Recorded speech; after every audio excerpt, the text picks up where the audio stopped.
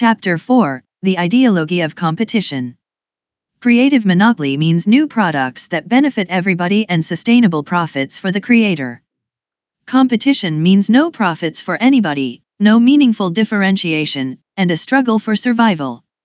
So why do people believe that competition is healthy? The answer is that competition is not just an economic concept or a simple inconvenience that individuals and companies must deal with in the marketplace. More than anything else, competition is an ideology, the ideology that pervades our society and distorts our thinking. We preach competition, internalize its necessity, and enact its commandments, and as a result, we trap ourselves within it even though the more we compete, the less we gain. This is a simple truth, but we've all been trained to ignore it.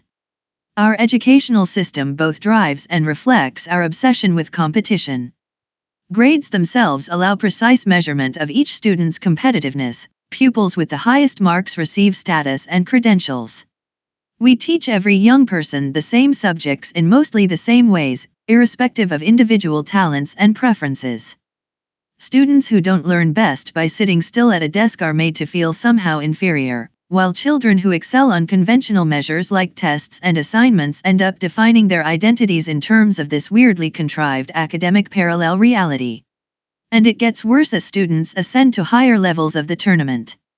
Elite students climb confidently until they reach a level of competition sufficiently intense to beat their dreams out of them. Higher education is the place where people who had big plans in high school get stuck in fierce rivalries with equally smart peers over conventional careers like management, consulting, and investment banking. For the privilege of being turned into conformists, students, or their families, pay hundreds of thousands of dollars in skyrocketing tuition that continues to outpace inflation. Why are we doing this to ourselves? I wish I had asked myself when I was younger. My path was so tracked that in my 8th grade yearbook, one of my friends predicted accurately that 4 years later I would enter Stanford as a sophomore. And after a conventionally successful undergraduate career, I enrolled at Stanford Law School, where I competed even harder for the standard badges of success. The highest prize in a law student's world is unambiguous. Out of tens of thousands of graduates each year, only a few dozen get a Supreme Court clerkship.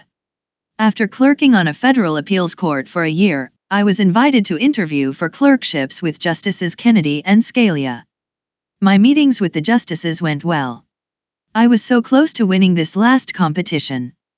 If only I got the clerkship, I thought, I would be set for life. But I didn't. At the time, I was devastated. In 2004, after I had built and sold PayPal, I ran into an old friend from law school who had helped me prepare my failed clerkship applications. We hadn't spoken in nearly a decade. His first question wasn't "How are you doing?" or "Can you believe it's been so long?" Instead, he grinned and asked, "So, Peter, aren't you glad you didn't get that clerkship?" With the benefit of hindsight, we both knew that winning that ultimate competition would have changed my life for the worse. Had I actually clerked on the Supreme Court, I probably would have spent my entire career taking depositions or drafting other people's business deals instead of creating anything new. It's hard to say how much would be different, but the opportunity costs were enormous. All Rhodes scholars had a great future in their past.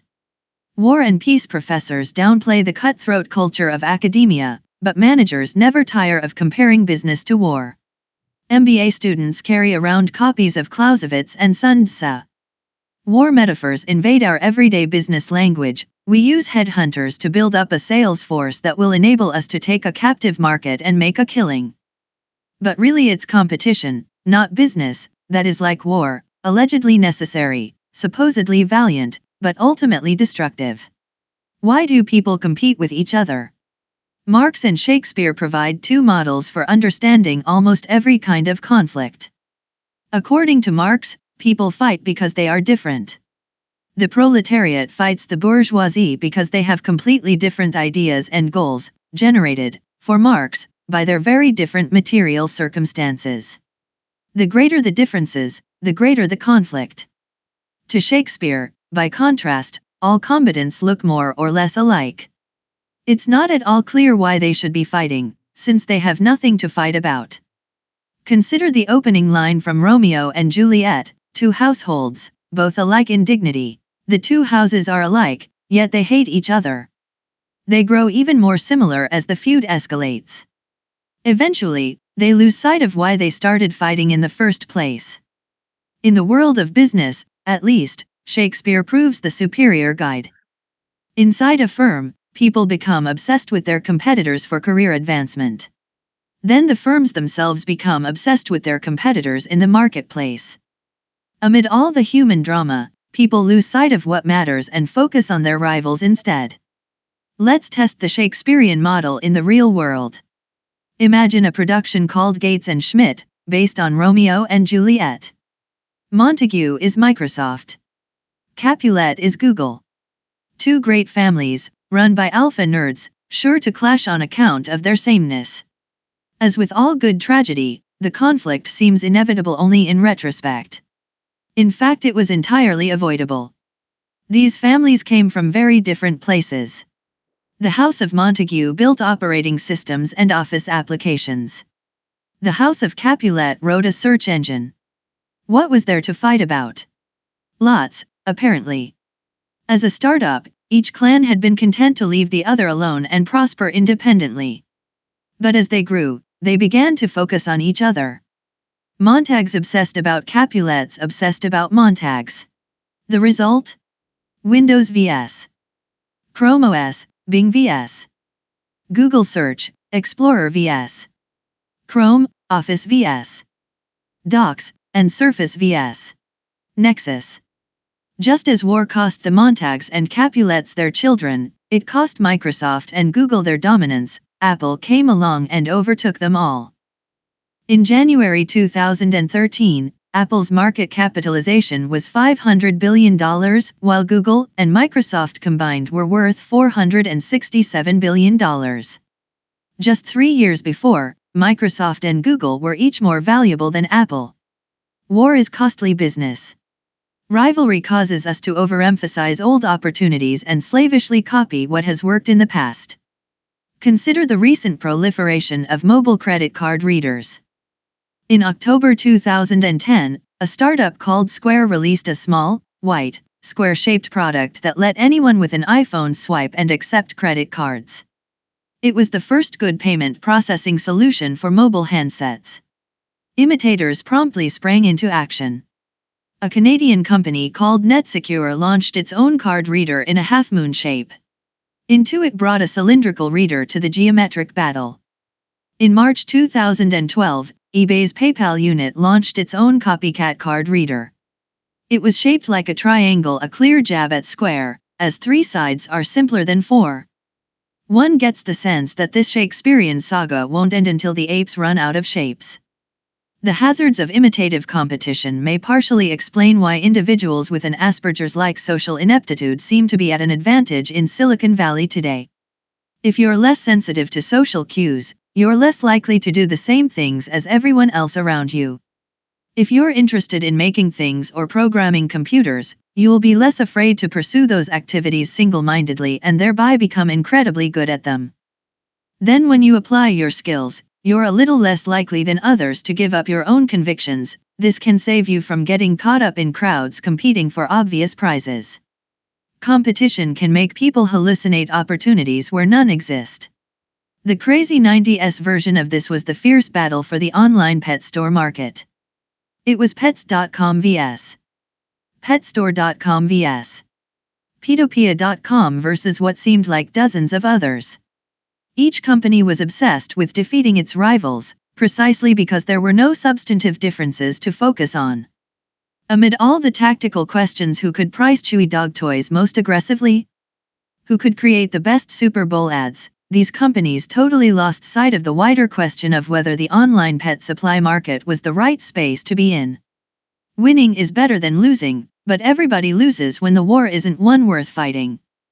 When Pets.com folded after the dot-com crash, $300 million of investment capital disappeared with it. Other times, rivalry is just weird and distracting.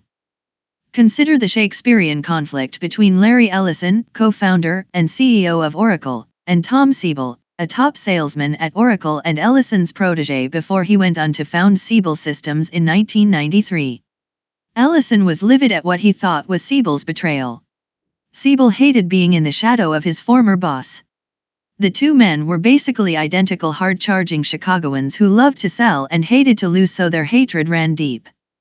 Ellison and Siebel spent the second half of the 90s trying to sabotage each other.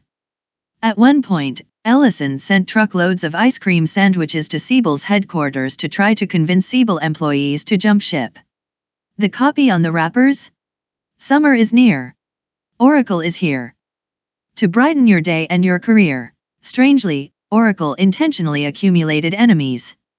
Ellison's theory was that it's always good to have an enemy, so long as it was large enough to appear threatening, and thus motivational to employees, but not so large as to actually threaten the company.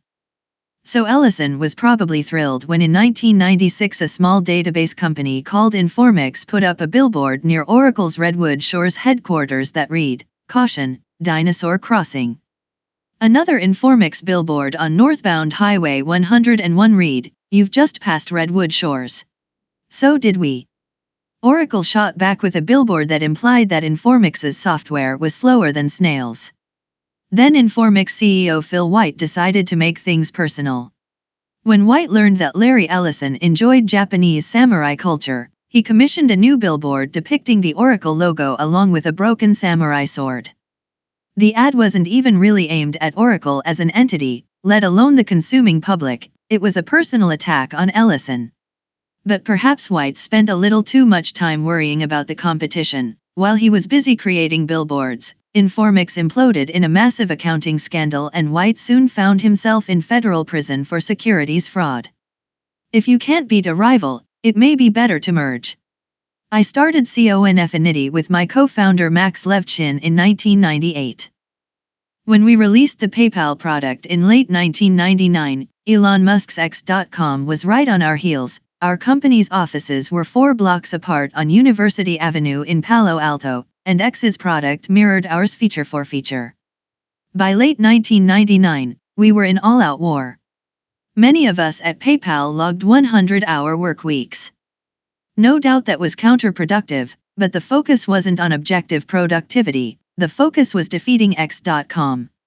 One of our engineers actually designed a bomb for this purpose. When he presented the schematic at a team meeting, calmer heads prevailed and the proposal was attributed to extreme sleep deprivation.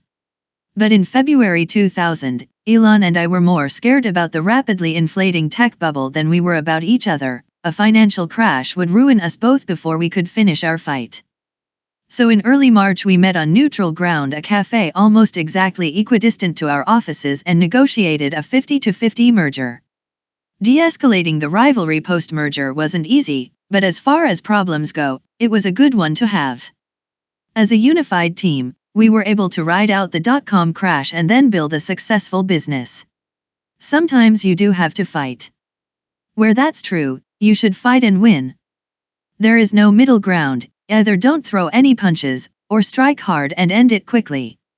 This advice can be hard to follow because pride and honor can get in the way. Hence Hamlet, exposing what is mortal and unsure to all that fortune, death, and danger dare, even for an eggshell.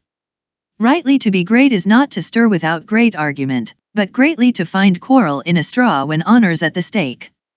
For Hamlet, greatness means willingness to fight for reasons as thin as an eggshell. Anyone would fight for things that matter. True heroes take their personal honor so seriously they will fight for things that don't matter.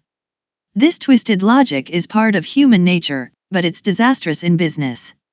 If you can recognize competition as a destructive force instead of a sign of value, you're already more sane than most. The next chapter is about how to use a clear head to build a monopoly business. End of chapter 4.